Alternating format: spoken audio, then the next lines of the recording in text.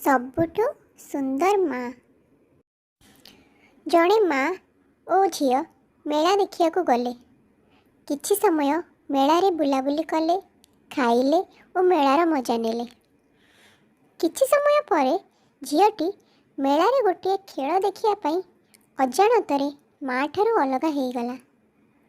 ଯେମିତି ଖେଳ ସରିଲା, ତାର ତା ମା କଥା ମନେ ପଡ଼ିଲା। ମାକୁ ଆଖପାଖରେ ନ ପାଇ ଝିଅଟି ଜୋରରେ ମା ମା କହି କାନ୍ଦିବାକୁ ଲାଗିଲା। ତାକୁ କାନ୍ଦୁଥିବାର ଦେଖି ମେଳା କମିଟିର ଅଧ୍ୟକ୍ଷମାନେ ଆସିଲେ। ତାକୁ ଶାନ୍ତ କରିବାକୁ ଚେଷ୍ଟା କଲେ, କିନ୍ତୁ ପିଲାଟି ସେମିତି କାନ୍ଦି ଚାଲିଥିଲା। ମେଳା ଅଧିକାରୀମାନେ ତାକୁ ତା ମା ବିଷୟରେ ପଚାରିଲେ, କିନ୍ତୁ ପିଲାଟି ମାର ନାଁ କହିପାରିଲା ନାହିଁ। ତାପରେ ସେମାନେ ତାକୁ ପଚାରିଲେ, ଆଚ୍ଛା, ତୋ ମା କେମିତି ଦେଖାଯାଆନ୍ତି କହିଲୁ?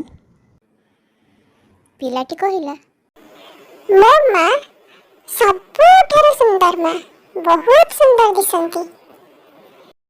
ମେଳା ଅଧିକାରୀମାନେ ମେଳାକୁ ଆସିଥିବା ସୁନ୍ଦର ସୁନ୍ଦର ମହିଳାମାନଙ୍କୁ ନେଇ ତାକୁ ଦେଖେଇଲେ ଆଉ ପଚାରିଲେ, ଇଏ ତୋ ମା କି?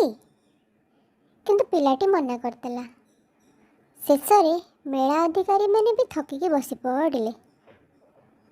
ମେଳା ସରି ଆସିବା ବେଳକୁ ଗୋଟିଏ କାଳି ହେଇକି ମୁହଁରେ ଦାଗ ଥିବା ସ୍ତ୍ରୀ ଲୋକ ସେ ପିଲାଟି ଆଡ଼କୁ କାନ୍ଦି କାନ୍ଦି ଆସିଲା ବେଳକୁ ପିଲାଟି ହଠାତ୍ ଯାଇ ତାକୁ ଜାବୁଡ଼ି ଧରି କହିଲା, ଇଏ ହେଉଛି ମୋ ମା। ପାଖରେ ଥିବା ଲୋକମାନେ ଓ ମେଳା ଅଧିକାରୀମାନେ ସମସ୍ତେ ଆଶ୍ଚର୍ଯ୍ୟ ଯେ ଏ ମହିଳାକୁ ସେ ସବୁଠୁ ସୁନ୍ଦର ବୋଲି କହୁଛି। କିନ୍ତୁ ଦେଖିବାକୁ ଗଲେ ଏଇଟା ହିଁ ସତ୍ୟ।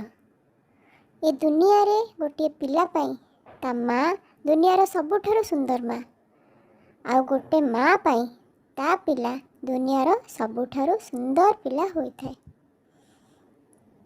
ଆପଣମାନଙ୍କୁ ଏ କାହାଣୀଟି ଯଦି ପସନ୍ଦ ଆସିଛି ଏବଂ ଏପରି ଆଉ କାହାଣୀ ଆପଣମାନେ ଦେଖିବାକୁ ଚାହାନ୍ତି, ତେବେ ଏ ଚ୍ୟାନେଲକୁ ସବସ୍କ୍ରାଇବ୍ କରନ୍ତୁ। କାହାଣୀଟିକୁ ଶୁଣିଥିବାରୁ ଅଶେଷ ଅଶେଷ ଧନ୍ୟବାଦ।